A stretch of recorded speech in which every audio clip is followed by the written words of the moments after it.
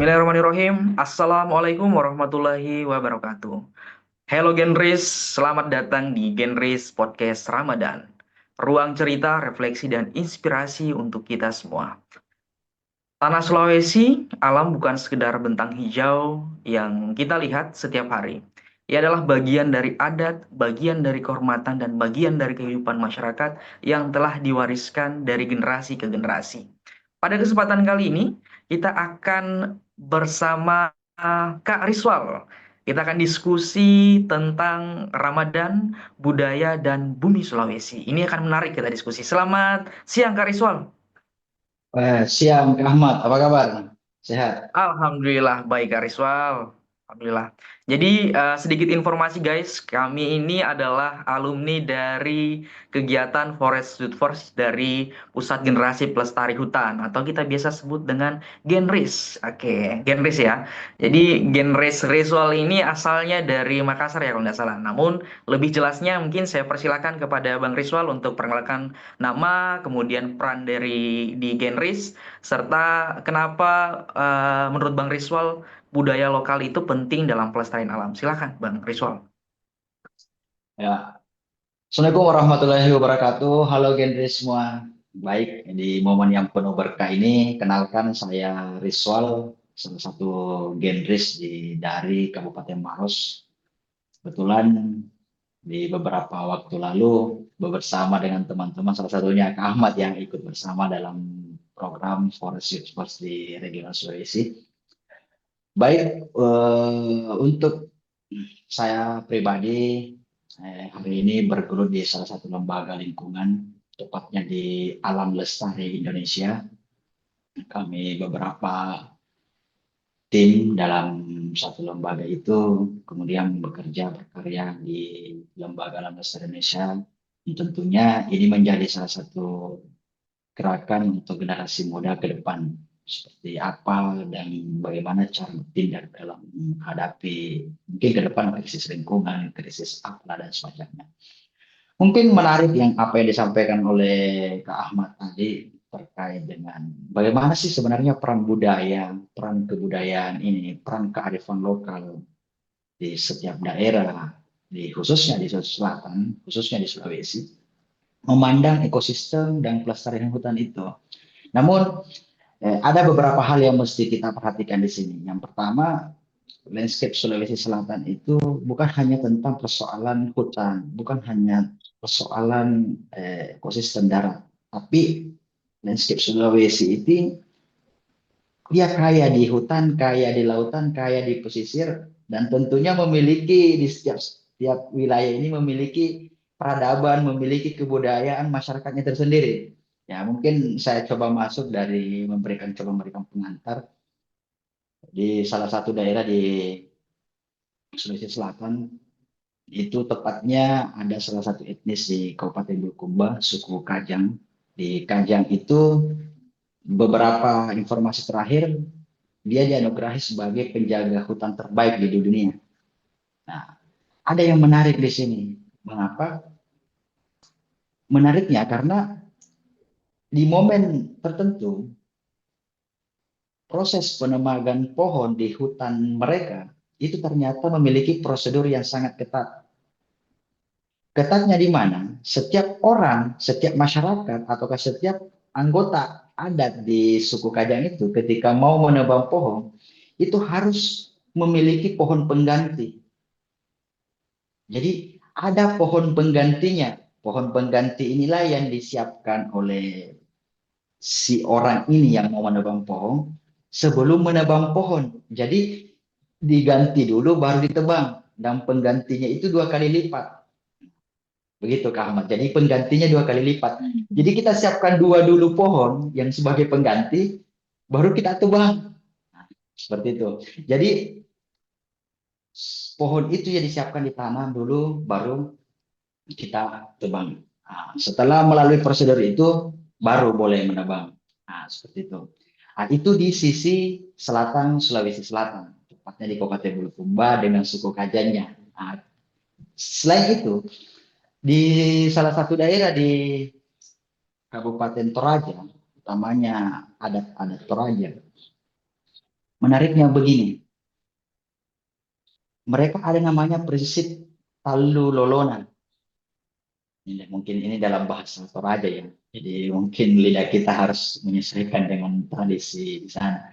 Jadi ada yang dikenal dengan tradisi talu lolona. Talu lolona ini adalah salah satu prinsip yang berhubungan erat dalam menjaga ekosistem dan keberlangsungan sumber daya alam yang ada di wilayah itu. Jadi secara harfiahnya talu itu diartikan sebagai nominal angka 3. Jadi ada 3 hal ceritanya.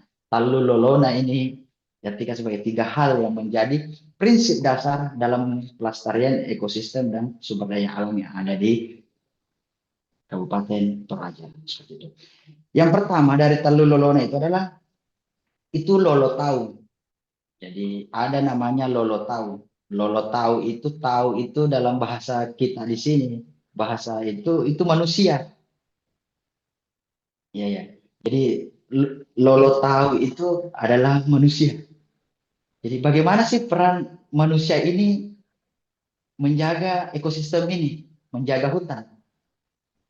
Ya, anggaplah lebih parsialnya bagaimana sih perannya Rizal dalam menjaga hutan, perannya Kak Ahmad menjaga hutan, perannya gendes-gendes yang lain. Ya, kita dalam prinsip itu, kita sebagai manusia akan digugah untuk kalian manusia mau apa begitu dengan kami, dengan ekosistem ini, dengan sumber daya ini gitu. Jadi prinsip inilah yang menggugah diri manusia. Utamanya ya pasti kita selaku generasi pelestari ini, sebagai genres ini tentunya memiliki kewajiban, memiliki keharusan yang lebih kuat terhadap pelestarian hutan. Nah, tentunya itu perlu dipupuk, perlu lebih peka, dan pokoknya setiap saat harus lebih berbenah untuk terus jiwa-jiwa pelestarinya itu terpelihara gitu. Saya lanjut, itu tadi Lolo tahu. Yang kedua itu ada namanya Lolo Patuana. Lolo Patuana itu bagaimana hubungan alam dengan hewan ini. Jadi ceritanya peran hewan ini dalam lingkungan ini sangat besar. Ada hubungan antara semua makhluk yang ada di hutan seperti itu. Yang ketiga, lolo tanahan. Lolo tanahan ini itu bagaimana kita memandang sumber daya alam itu sebagai sesuatu yang harus terus berkesinambungan. Nah, jadi dia harus berkesinambungan. Nah, mungkin kita memperlakukan hari ini seperti ini, ternyata ke depan ini sudah habis nilainya. Nah, entahlah mungkin dengan penggunaan pembukaan lahan untuk perkebunan, ternyata itu hanya berlaku untuk satu musim saja. Setelahnya sudah itu tidak memiliki manfaat dan faedah terhadap masyarakat, terhadap eh, lingkungan sekitar, dan bahkan bisa merusak keanekaragaman hayati yang ada di situ. Nah, jadi 3 konsep ini yang menjadi cikal bakal menjadi sebuah dasar bagi masyarakat Toraja memandang sumber daya alam itu sebagai sesuatu yang mesti dijaga dan mesti dipelihara untuk keberlangsungan hidup manusia yang akan datang. Nah, seperti itu. Ya, tentunya hal itu tertanam erat di masyarakat kita, utamanya di Kabupaten Toraja, suku Toraja. Mungkin Kak Ahmad sudah tahu, sudah pernah jalan-jalan ke Toraja, sudah melihat langsung bagaimana peradaban kebudayaan masyarakat di sana, apa keunikan ciri khas masyarakat di sana yang notabene-nya hari ini bertahan dan tumbuh bersama sesuai dengan perkembangan zaman. Terlepas dari itu, ternyata di Sulawesi Selatan ini masih ada yang menarik terkait dengan pelestari hutan ini. Masih ada. Salah satunya itu di tradisi masyarakat Bugis. Mungkin Kak Ahmad biasa lihat di televisi, biasa lihat di pemberitaan-pemberitaan. kenapa masyarakat Bugis Makassar ini suka ketika mau pindah rumah, itu rumahnya tidak dibongkar. Ya, Ya, ya, itu tahu, kan tahu, tahu. rumahnya tidak dibongkar begitu. Anggaplah misalnya saya mau kasih pindah rumah, rumah saya, rumah panggung ini, itu tidak dibongkar. Tapi saya lebih memilih memindahkan rumah yang utuh ke tempat A, ke tempat B gitu. Ya, Seharusnya kan kalau kita mau lebih apa ya, seharusnya kan dibongkar, dibuka dindingnya, dibuka atapnya, dibuka tiangnya, baru kita pindahkan bangun ulang. Tapi ternyata di tradisi masyarakat Bugis Makassar itu tidak dibongkar. Jadi dipindahkan utuh. Satu rumah ini dipindahkan utuh dari lokasi A ke lokasi B. Alasannya sederhana, karena ketika dia dibongkar akan menghasilkan banyak limbah, banyak sampah gitu. Nah, jadi mungkin sisa-sisa bongkaran itu yang menjadi sampah, sisa-sisa bongkaran rumah, ada mie plastiknya, ada mie sisa-sisa kayu, ada mie sisa-sisa atap, yang kemudian setelah dibongkar itu tidak bisa lagi dipakai. Jadi akan menghasilkan limbah baru ketika dia dibongkar. Jadi makanya melalui tradisi mapalete bola namanya, mapalete bola, jadi memindahkan rumah. Jadi mapalete itu memindahkan bola itu rumah. Jadi mapalete bola ini ternyata tradisi ini mampu mengurangi dan mengefisienkan produksi sampah ketika melakukan aktivitas tersebut. Jadi ini perlu juga menjadi sebuah perhatian bahwa konsep ini dianggap efisien, konsep tradisi ini, budaya ini dianggap maksimal atau efisien dalam mengurangi sampah ketika betul-betul diterapkan di lingkungan kita. Ya, ini kan pasti dong menjadi PR dong buat kita selaku Genres ini, buat Rizwal, buat Kak Ahmad dan teman-teman Genres yang lain. Kira-kira kearifan masyarakat lokal kita di masa lalu ternyata jauh melampaui zaman kita hari ini. Oh, ya kan? ya. Menjadi kearifan masyarakat kita di masa lalu itu ternyata jauh melampaui kita hari ini. Artinya bahwa apalah kita ini di hari ini, yang jika tidak bekerja, tidak melahirkan sebuah gagasan baru, gagasan yang penuh dengan pembaharuan, kita akan jauh ketinggalan dengan masyarakat lokal kita di masa lalu. Ya kan? Nah, dari beberapa konsep yang mungkin yang saya sampaikan tadi, mungkin hari ini kita selaku genres mungkin tidak sampai di situ. Jadi saya kadang itu berpikir begini, ternyata masyarakat lokal kita itu ternyata di masa lalu sudah membaca masa depan gitu. Kemampuannya dalam membaca masa depan itu terlihat dari cara mereka merumuskan kearifan, merumuskan kecerdasan lokal mereka sehingga menjadi sesuatu yang prinsipil, dan ini berlaku sampai sekarang. Dan saya rasa, hemat saya sih sebenarnya bukan hanya sampai sekarang, akan seterusnya gitu. Sudah panjang lebar ini Kak Ahmad ya, mungkin itu ya, itu sedikit gambaran dari saya terkait dengan kearifan kebudayaan di Sulawesi Selatan terkait dengan pelestarian hutan. Kalau boleh tahu di kampung Bang Ahmad sendiri, Kak Ahmad ini ada tidak yang serupa ataukah memiliki kearifan tersendiri terkait dengan pelestari ini? Ya, tolong dong sharing Kak Ahmad. Oke, ya menarik ya Kak Ariswal, tadi diskusinya cukup panjang, pengantar yang menarik, bagaimana mendekatkan nilai-nilai budaya dan integrasi dalam pelestarian lingkungan. Di mana tadi di Sulawesi Selatan kan kita tahu bersama bahwa di sana sebagaimana dijelaskan tadi ada yang namanya eh, penanaman pohon, di mana sebelum penebangan pohon perlu adanya penanaman terlebih dahulu sebagai upaya mengganti ya pohon yang kemudian sudah ditembang. Kemudian juga di Toraja juga beda juga.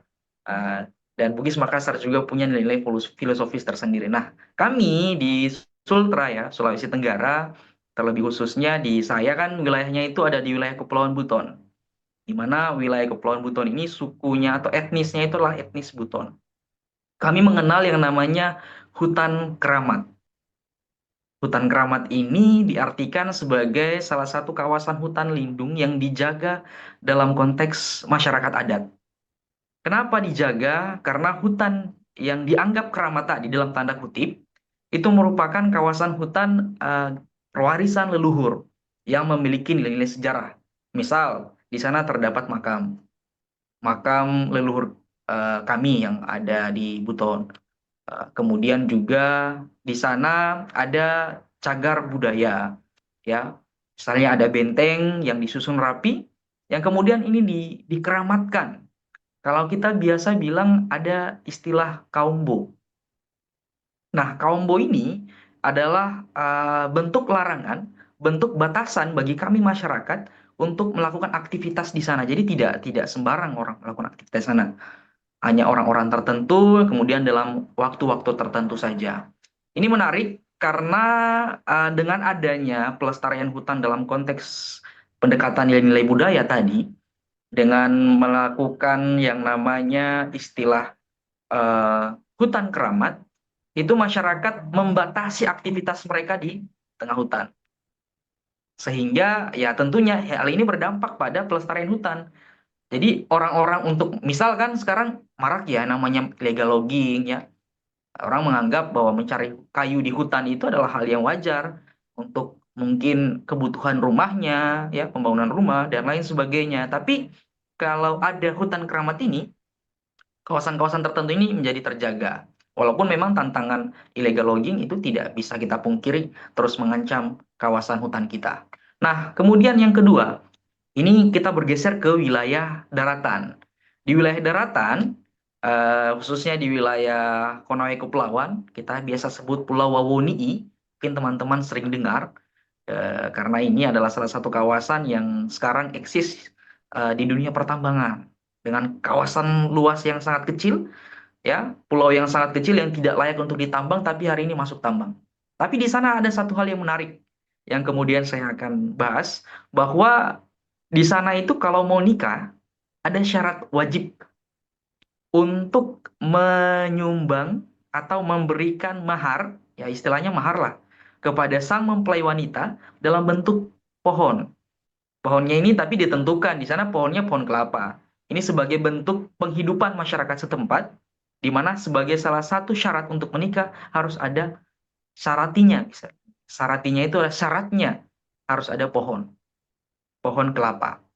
Hal ini menandakan bahwa ya sama ya dengan Sulawesi Selatan bahwa nilai-nilai pelestarian hutan itu sebenarnya sudah merekat dari nenek moyang kita, tanah leluhur kita ini memang sudah mengenal nilai-nilai pelestarian. Nah, kemudian daripada itu tentunya hal ini akan sangat berdampak pada kehidupan kita. Contoh saya sendiri, kalau masuk di kawasan hutan keramat misal, itu ya tentunya tidak bisa sembarang, ngomong pun nggak bisa sembarang, apalagi nebang pohon. Kenapa? Karena kita sudah terdoktrin bahwa di wilayah sana adalah kawasan keramat yang dimana kita harus jaga dan harus lindungi sebagai warisan budaya kita, masyarakat Buton. Seperti itu. Itu sih Kak Riswal. Jadi kurang lebih hampir sama ya.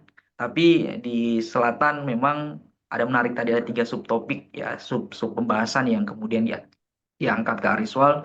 Dan kami juga ada beberapa poin sebenarnya, karena memang di setiap wilayah ini punya karakteristik yang berbeda-beda.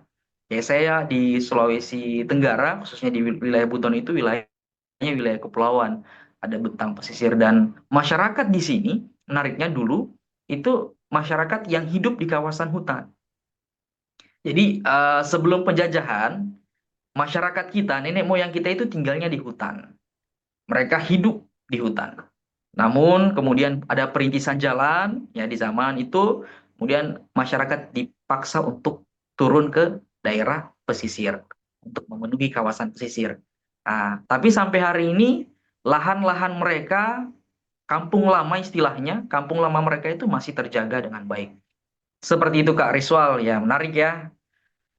Tadi Ya. Kak Rizal sudah banyak juga membahas terkait pendekatan budaya dan pelestarian alam. Sekarang kita akan bergeser di segmen berikutnya. Kita akan bahas tentang budaya Sulawesi dan hubungannya dengan alam. Ini kita sudah diskusikan, namun kita akan bicara lebih dalam terkait hal-hal yang konkret yang kemudian sudah dilakukan ya oleh teman-teman dari Genris, khususnya Bang Riswal melalui Alam Lestari Indonesia dalam pelestarian hutan. Jadi kira-kira apa sih tantangan yang hari ini dihadapi oleh kawan-kawan dalam pelestarian hutan di kawasan selatan? Saya persilakan Kak Riswal bisa dijelaskan. Oke, Kak Ahmad. Jadi ini menarik ya, karena kita berbicara hal yang konkret. Sepengetahuan sependek pengetahuan saya yang konkret itu nyatanya begitu. Apa yang aksi nyata yang kita lakukan hari ini? Aksi nyata yang pernah kita lakukan bersama atau aksi nyata yang pernah dilakukan oleh teman-teman Genres di Sulawesi Selatan. Mungkin saya tidak akan berbicara tentang mereka. Ya, mungkin lebih tepatnya apa sih sebenarnya yang hari ini yang banyak kami lakukan di saya secara pribadi maupun teman-teman di Alam Lestari Indonesia. Eh, Begini Kak Ahmad, bahwa kami di Alam Lestari Indonesia itu memiliki program yang namanya adopsi mangrove. Ya, program ini itu program yang sifatnya berkesinambungan, program yang sifatnya terus hidup di setiap kesempatan, setiap momen, di setiap waktu. Kita desain memang bahwa program ini tidak terputus begitu. Adopsi mangrove ini akan jalan setiap waktu yang sudah ditentukan. Makanya kami namanya punya kalender tanam. Jadi kalender tanam ini itu menjadi acuan bagi kami sendiri selaku pengelola di adopsi mangrove itu dan bagi acuan bagi calon-calon adopter begitu. Bahwa, oh misalnya Kak Ahmad mau adopsi mangrove nih, kira-kira tanggal kalender tanam bulan berapa gitu. Nah, kalau kami ini kan Februari ini kemarin kami punya kalender tanam, nanti di April kami punya kalender tanam, jadi setiap 2 bulan kami ada kalender tanam terus untuk program produksi mangrove. Nah, ini sifatnya berkesinambungan. Namun kendalanya di beberapa, kalau Kak Ahmad bertanya, apa sih tantangannya, tantangan genres hari ini? Saya coba mengacu dari program yang kami jalankan hari ini, bahwa sebenarnya lebih kepada persoalan publikasi sebenarnya, campaign, lebih kepada kampanye. Seberapa penting sih sebenarnya, misalnya gini, seberapa penting sih sebenarnya mangrove ini untuk keberlangsungan alam ini begitu. Nah, ya. Kira-kira kalau Kak Ahmad misalnya adopsi, untungnya bagi saya apa begitu? Ketika Kak Ahmad adopsi, untungnya bagi Kak Ahmad apa begitu? Nah, ini lebih kepada sifatnya transaksional keuntungan begitu. Kita Oke. kita akan diukur begitu. Kalian dapat apa, saya dapat apa begitu. Tapi itu pandangan yang saya rasa mesti kita luruskan bersama. Mengapa? Karena ternyata dari beberapa perenungan ini juga mungkin ya efek dari bulan Ramadan. Ternyata soal alam ini, soal alat pelestarian alam ini, saya pikir itu tidak ada tawar-menawar. Kita tidak boleh terjebak kepada yang sifatnya transaksional. Kayak misalnya saya contohkan tadi, Kak Ahmad adopsi mangrove dapat untung apa begitu. Itu sebenarnya kita jangan terjebak di wilayah itu. Nah, makanya ini salah satu peran kita selaku generasi pelestari bahwa kita harus membawa sebuah gagasan baru, mengubah paradigma lama yang mungkin yang hari ini pelestari hutan ini dari beberapa program, entahkah itu pengolahan sampah, entahkah itu penanaman pohon, entahkah itu adopsi mangrove, bla bla bla bla, yang sifatnya transaksional. Nah, seharusnya itu dihilangkan. Gitu. Saya tanam pohon dapat apa begitu? Tidak boleh.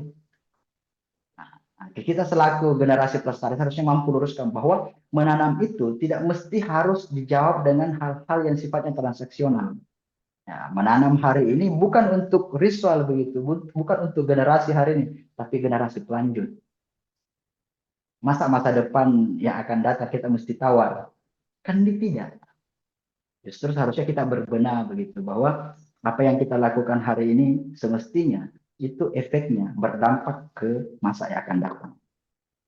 Jadi seperti itu Bang Ahmad. Kalau saya pribadi selaku genris yang berkecimpung di Lembaga Alam Lestari Indonesia, hari ini kami memiliki salah satu program yang berkesinambungan melalui program adopsi mangrove, dan ini terbuka untuk siapa saja, kawan-kawan di mana kapan, mau di mana saja begitu. Mau tanam mangrove bisa di rumah saja. Kak Ahmad mau tanam mangrove bisa, cuma di Kendari kah atau di Buton kah. Cukup isi websitenya, saya mau tanam mangrove, pohonnya ada, pertanggungjawabannya ada, jelas seperti apa. Dan hari ini sebagai sebuah gambaran bahwa beberapa adopter kami itu tuh kebanyakan dari Jawa, dari Sumatera, seperti itu. Yang mereka baca lihat peluang ini bahwa kami begitu ya, bisa menanam mangrove tanpa harus ke lokasi. Ya, caranya adopsi mangrove aja gitu. Nah, Oke. tapi terlepas dari program mangrove itu, di luar saya secara pribadi maupun di Lembaga Alam Lestari Indonesia, teman-teman generasi pelestari kita di Sulawesi Selatan ini, itu menarik-menarik gagasannya. Ada teman kita yang fokus di wilayah terkait dengan isu-isu sampah, ada teman kita yang mungkin fokus di pengembangan ekonomi berbasis kehutanan begitu, kayak hasil hutan non kayu begitu. Ya, itu menarik semua, dan gagasannya semestinya ini gagasannya itu mereka kita akomodir semua. Mungkin ada semacam apa ya, eh, ada semacam selaput imajiner lah di antara kita ini generasi pelestari ini, bahwa kita ini satu kesatuan, kita ini satu wadah yang sama, kita ini satu rumah yang sama, dan tentunya satu visi yang sama. Ya, apa yang dilakukan oleh Bang Ahmad di wilayahnya dengan apa yang dilakukan oleh Rizal di sini, visinya satu. Ya begitu ya, Ahmad Betul, ya. betul, betul. Iya Ya, kan? Ya, jadi kita ini sebenarnya memiliki visi yang satu, hanya saja kita terjebak, kita berada pada wilayah yang berbeda-beda, berada pada konsentrasi isu yang berbeda. Saya mungkin di mangrove-nya, Baham mungkin di konservasi hutannya, mungkin teman yang lain ada yang di persampahannya, ada yang lebih kepada peningkatan ekonominya. Tapi pada dasarnya generasi pelestari ini terikat pada satu visi yang sama. Dan ketika berada pada hal itu, saya pikir tidak ada alasan begitu untuk tidak berkolaborasi lebih dalam, lebih lanjut, bahkan terus menerus begitu. Mungkin itu gambaran dari saya, Ahmad. Mungkin dari Kak Ahmad sendiri, ya, kalau saya lihat ini ekspresinya nih memiliki banyak hal yang mesti disampaikan. Ini menarik nih nah, karena Ahmad mungkin punya aksi nyata yang lebih kompleks yang sudah berjalan dalam kurun waktu yang tertentu di Sulawesi Tenggara. Ya, mungkin bisa dijelaskan lah, berbagilah sama kita ini, Kak Ahmad. oke, menarik ya Bang Riswal tadi diskusinya mengenai konservasi kawasan pesisir. Dalam hal ini adopsi mangrove, program-program yang betul-betul berdampak lah dalam pelestarian hutan di wilayah Sulawesi Selatan. Nah, kalau saya sendiri ya, Kak Riswal dari Yayasan Tarsius Lubis Indonesia, kami punya komunitas yang namanya Komunitas Pecinta Alam Tarsius Kapontori. Jadi, komunitas ini adalah komunitas yang telah terbentuk sejak tahun 2010.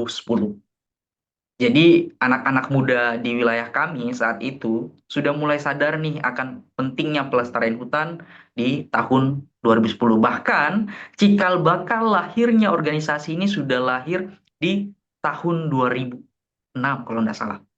tahun 2000. Saya 2006 masih masih sekolah kalau nggak salah, masih masih SD kayaknya. Tapi organisasi ini sudah terbentuk. Ya, di mana senior-senior saya sudah memiliki pandangan yang luas terkait dengan pelestarian hutan.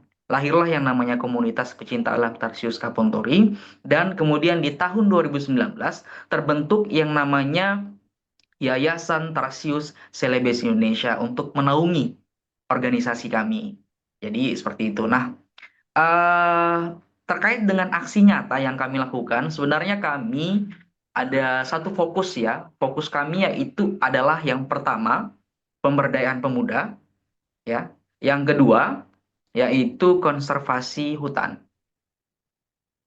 Pemberdayaan pemuda itu kita melihat bahwa tentunya hari ini tantangan besar kita sebagai generasi muda adalah di era transformasi teknologi yang semakin pesat, anak-anak muda atau generasi muda hari ini cenderung sangat mudah terpengaruhi terhadap lingkungan sekitar.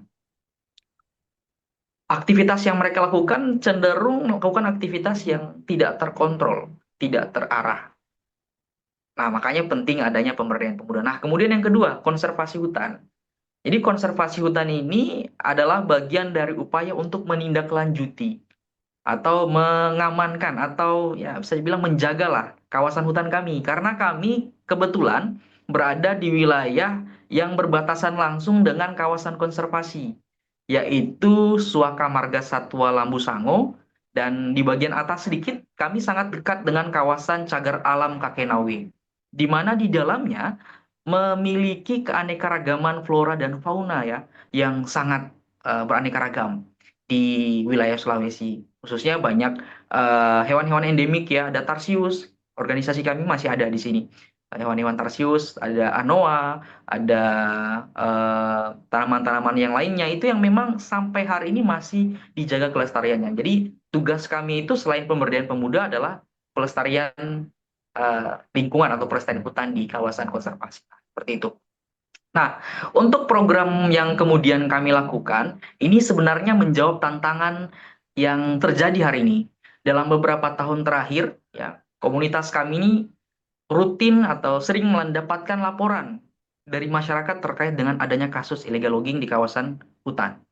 Ini seringkali terjadi. Nah, jadi kami tentunya hari ini berhadapan langsung dengan masyarakat yang memang bergelut di situ, di penebangan liar. Nah, tantangan kami semakin berat karena kami selalu diperhadapkan dengan masyarakat yang dimana kami tidak memiliki kewenangan untuk memberantas ya istilahnya. Kami cuma mengedukasi aja lah. Kami cuma mengingatkan bahwa itu kawasan konservasi, tidak boleh ditebang, tidak boleh digini-giniin tanpa adanya izin yang dari yang berwenang. Dalam hal ini BKSDA. Namun terkadang ya justru kami dianggap musuh oleh oknum-oknum tadi karena dianggap bahwa kami menghalangi mereka dalam mencari nafkah. Ini tantangan yang pertama. Jadi kami sering melakukan advokasi ya, menindaklanjuti laporan-laporan dari kelompok tani, dari masyarakat terkait maraknya kasus illegal logging. Kami melakukan advokasi terkait kegiatan apa namanya kegiatan illegal logging dan juga melakukan pendampingan, pendampingan terhadap apa namanya kawasan kegiatan illegal logging di kawasan konservasi tersebut seperti itu. Jadi hal ini merupakan program yang kemudian seringkali kita lakukan di kawasan kami. Nah, oke, selanjutnya yaitu kegiatan yang kami lakukan adalah kegiatan eh, melawan, bukan melawan lah, menolak lah istilahnya kasus illegal mining di kawasan kami. Itu sering kali. Ada beberapa kali ada oknum-oknum yang kemudian masuk melakukan eksplorasi tanpa seizin seizin masyarakat, tanpa adanya sosialisasi di masyarakat, tiba-tiba masuk ada yang eksplorasi, cari sampel dan lain sebagainya di kawasan kami. Dan itu kami sangat tolak. Kenapa? Ya tentunya lagi dan lagi kami merasa bahwa menjaga hutan itu sangat penting untuk keberlanjutan kehidupan kita di masa yang mendatang. Kami selalu mengedukasi masyarakat bahwa hutan ini kami bisa hidup ya. kami bisa hidup dengan hasil hutan tanpa harus adanya tambang. Buktinya apa? Buktinya sekarang ya generasi leluhur kita masih ada sampai sekarang. Yang dimana mereka dari zaman dulu itu hidupnya di hutan. Terus kenapa hari ini tiba-tiba ada yang mau masuk menggali, mau cari untung ya istilahnya, mau cari tambang, mau cari kalau di sini kan nikel ya, nikel. Cari nikel itu kemudian mengorbankan hutan kita. Nah, ini tantangan yang kemudian kami hadapi. Namun selain itu, ya selain melakukan advokasi, pemberdayaan, dan pendampingan masyarakat, kami juga aktif melakukan kegiatan edukasi, sosialisasi kepada masyarakat, baik itu generasi maupun kelompok-kelompok tani yang hari ini alhamdulillah kami sudah punya kepercayaan. Kami sudah punya rasa percaya, rasa rasa dari masyarakat sudah ada kepercayaan kepada kami bahwa kami merupakan generasi yang memang konsisten dalam melaksanakan pelestarian hutan. Begitu Kak Ariswal. Kurang lebih lah gambarannya seperti itu. Menarik ini, Bang. Ya, oke. Kak Ariswal, selanjutnya kita akan diskusi ya. Kita akan membahas mengenai eh, Ramadan sebagai momentum hijrah hijau. Jadi kita kan masih bulan Ramadan nih Kak Ariswal. Jadi bulan Ramadan ini tentunya kita bagaimana sih sosok Kak Ariswal atau teman-teman Alam Lestari Indonesia melihat eh, bulan Ramadan sebagai upaya untuk menjadi langkah hijrah lah. Hijrah dalam konteks pelestarian alam atau hijrah hijau. Ya, silakan Kak Rizal. Ya. Ini menarik karena eh, konsepnya adalah hijrah hijau. Ya, hijrah hijau ini mungkin sebuah resolusi di bulan Ramadan ini. Bagaimana sih sebenarnya kita memandang diri kita yang kemudian bertransformasi dari sebelum Ramadan pada saat bulan Ramadan dalam memandang lingkungan. Nah, mungkin itu ya secara Ya, definisi yang ya hijrah betul hijau betul. itu yang seperti itu. Tapi dari konsep itu kita bisa lihat aktivitas kita sebenarnya di bulan Ramadan ini lebih condong kemana? Lebih besar di dan fokus dalam beribadah. Sesekali mungkin ada waktu yang mungkin kita sisihkan untuk berkegiatan di luar rumah, berkegiatan di tempat-tempat kerja. Namun kita juga mesti melahirkan melahirkan sebuah kebiasaan baru di bulan Ramadan yang notabene-nya sejalan dan sifatnya berkelanjutan untuk mendukung pelestarian alam ini. Kalau saya sendiri, kalau ditanya ke Ahmad, seperti apa sih sebenarnya konsep hijrah yang nyatanya bagi saya ya? Kalau mungkin beberapa hari ini selama bulan Ramadan ini, apakah mungkin sebelum bulan Ramadan, saya itu biasanya memanfaatkan waktu-waktu sore sebenarnya. Waktu-waktu sore kerja hal-hal yang sederhana di sekitar dan lebih dekat dari saya. Misalnya di pekarangan rumah. Saya punya tempat di sini, saya punya mini kebun di rumah. Saya punya mini kebun dan beberapa tanaman herbal saya sudah tanam dan beberapa kebutuhan rumah tangga.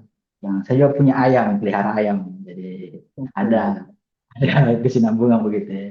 Jadi kalau konsep bagaimana sih sebenarnya berkelanjutan itu, jadi saya ada ayam, ada kebun sederhana, kemudian ada juga pengolahan sampah organik. Setelah saya punya komposter juga di sini. Jadi itulah yang menjadi rutinitas saya gitu. Selama Ramadan ini sore, pagi saya manfaatkan itu untuk membenahi kebun, lebih kepada merawat binatang, ayam. Dan saya rasa ini menarik. Mengapa? Karena salah satu mungkin di luar sana banyak yang isu-isu soal tentang krisis pangan lah, ketersediaan pangan lah, suasembada pangan. Yang notabene-nya itu sebenarnya bisa kita sediakan dari rumah. Ya, yang sederhana-sederhana saja. Ini tidak perlu mulut-mulut lah sampai kepada hal yang konsepnya lebih kompleks tidak. Ini sangat sederhana.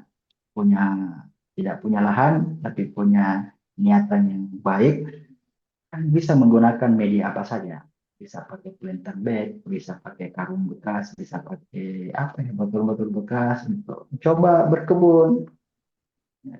Saya kadang itu kebun saya di sini ya, kadang saya itu pergi atau kebelikan pupuk apa ya, kotoran, kotoran hewan, kotoran ayam, kotoran sapi, kemudian saya fermentasi sendiri.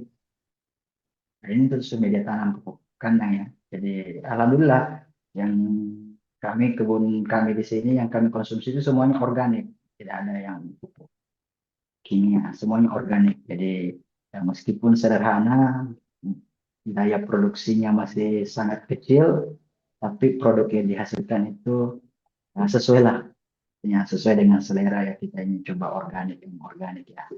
Jadi ya masih sangat sederhana, namun sudah terintegrasi. Ya, di kandang ayam, hewan, ada kebun milik kebunnya, dan kemudian ada pengolahan sampah organiknya. Nah, jadi kalau teman-teman kalau ditanya sih sebenarnya untuk hijrah hijau, saya kalau pandangan saya pribadi, lakukanlah yang sederhana berdampak untuk lingkungan. Jadi keluhnya itu, berbuatlah yang sederhana namun berdampak besar untuk lingkungan. Contohnya sore-sore ngabuburit, lagi gabut ini tidak tahu mau kerja apa, ya mungkin bisa bersihkan selokan halaman rumah. Ya, seperti itu. Bisa edukasi masyarakat, tetangga-tetangga kita yang notabene banyak memproduksi plastik. Nah, tidak apa-apa ya, kita saling mengedukasi begitu, ya, saling mengingatkan lah istilahnya. Bukan menggurui, karena kadang itu tetangga-tetangga itu kayak kalau sifatnya kita beritahu nih yang bilang, "Wah, kenapa saya digurui begitu?" Ya, kita sharing Iya. saja sebenarnya, berbagi bahwa silakan beraktivitas yang ramah lingkungan seperti itu. Jadi seperti yang tadi saya katakan ke Ahmad, bahwa untuk hijrah hijau di bulan Ramadan ini, lakukanlah aktivitas yang sesederhana mungkin, yang sangat sederhana ini namun berdampak besar untuk lingkungan. Itu saja. Jadi, tapi ini kan ya versi saya di sini. Mungkin teman-teman yang lain ada versinya sendiri. Ya, kalau Kak Ahmad sendiri versinya apa nih? Saya curiga kalau selama bulan puasa ini kayaknya rasa-rasanya banyak hal-hal yang lebih besar sudah dilakukan ini. Nah, mungkin bisa berbagi.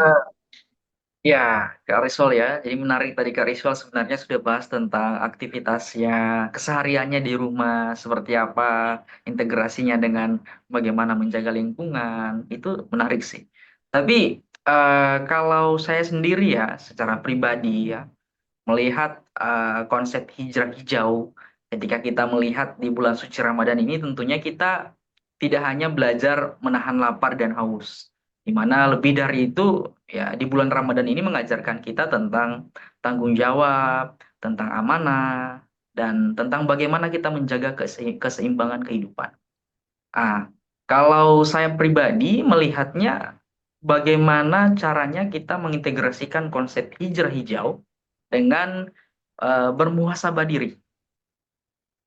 Ya, di bulan suci Ramadan ini kan kita ya tentunya harus lebih banyak ya mengintrospeksi diri kita, aktivitas apa yang sudah kita lakukan keseharian. Sama dengan yang dibilang Kak Risol bahwa ya dimulai dari langkah-langkah kecil saja lah. Jangan buang sampah sembarang, jangan hanya buang, kita kita tahan lapar, tapi aktivitas kita justru merusak lingkungan nih. Masih buang sampah di sungai, ya kan? Masih pergi di hutan asal tebang kiri kanan, ya kan? Kemudian juga masih melakukan aktivitas-aktivitas yang memang tentunya ini merusak lingkungan. Nah, itulah yang kemudian perlu kita tekankan bahwa kita merefleksi lagi diri kita. Kira-kira di di sebelum-sebelumnya apa nih? Kesalahan-kesalahan apa, masalah-masalah apa, atau tindakan-tindakan apa yang kemudian saya sudah lakukan atau orang-orang di sekitar kami yang sudah lakukan eh, terkait dengan hal-hal yang kemudian dapat merusak lingkungan. Nah, menindaklanjuti atau merespon hal tersebut, tentunya kita perlu melakukan pendekatan nilai-nilai yang terkandung dalam bulan Ramadan ini. Ya, jadi kita harus berpikir lebih jauh bahwa apa yang kita lakukan, perusakan-perusakan yang kita lakukan walaupun kecil bentuknya, itu akan berdampak pada lingkungan. Contoh kecil seperti saya bilang sebelumnya adalah buang sampah. Ya, terkadang kita ini sudah jadi habits ya, kebiasaan kita bahwa ya buang sampah itu bukan hal yang penting dalam kehidupan. Dimana ya cuman makan ya buang ya udah selesai. Apalagi kan sekarang ini bertebaran takjil di mana-mana. Plastik berhamburan nih.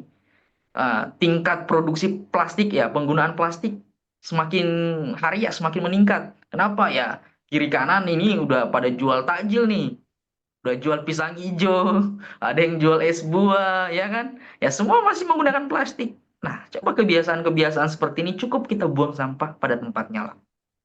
Atau mungkin kita sediakan mangkok dari rumah lah. Pak, saya beli baksonya atau saya beli pisang hijaunya, Mbak. Ya, ya kan? Nanti diisi di tampannya aja. Jadi tidak boros plastik seperti itu. Itu hal-hal sederhana dalam konteks hijrah hijau tadi.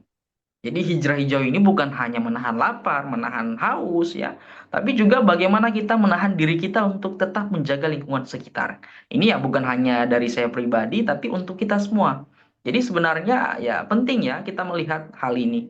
Dari kegiatan-kegiatan yang tadi kemudian kita sudah diskusikan sama Kak Riswal ini menarik karena generasi muda hari ini menghadapi tantangan yang sangat luar biasa. Ada yang namanya Indonesia Emas tahun 2040.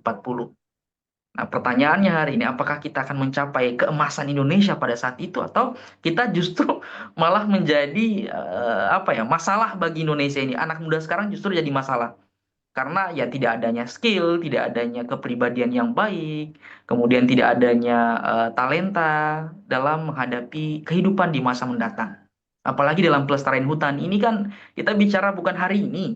Ya mungkin hari ini hutan kita baik-baik saja, tapi besok, lusa, sampai 10-15 tahun ke depan kita nggak tahu apakah bencana alam akan datang seperti kawan-kawan kita yang ada di Aceh dan Sumatera.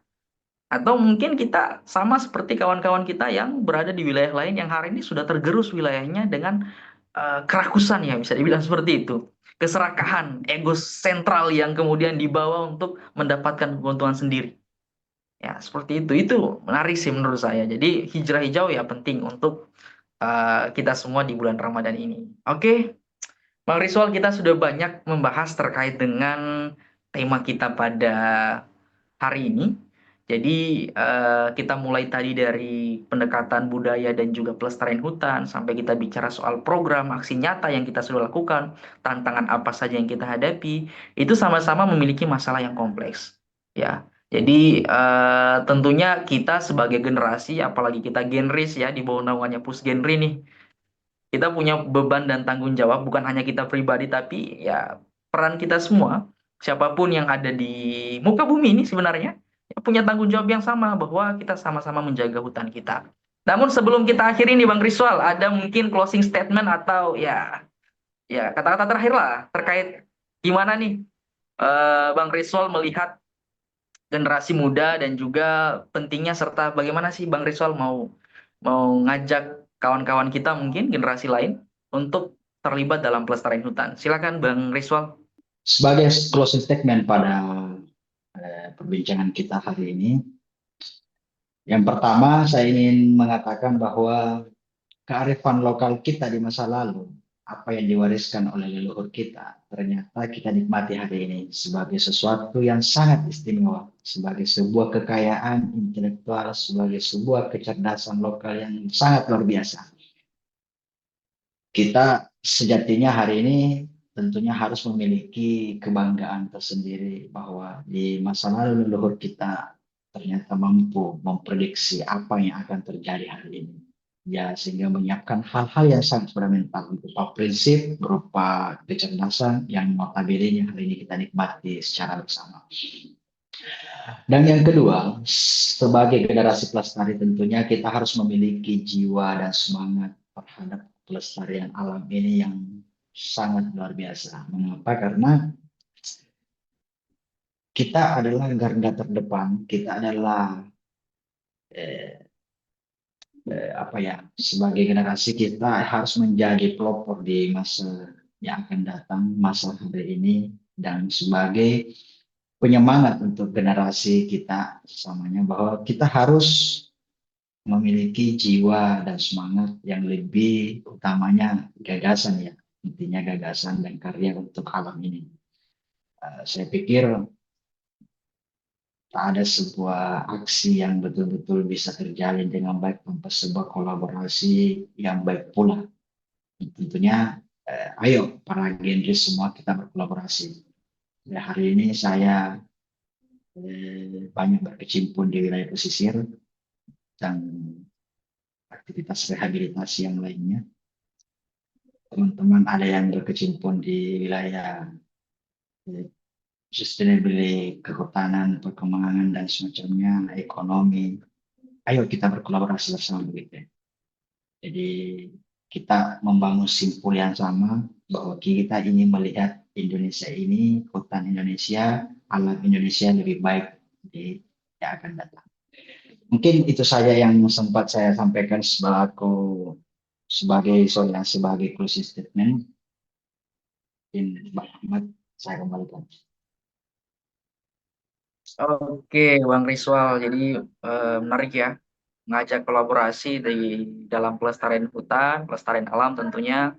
Kalau saya sendiri melihat bahwa ya tentunya ini adalah bagian dari tanggung jawab kita bersama.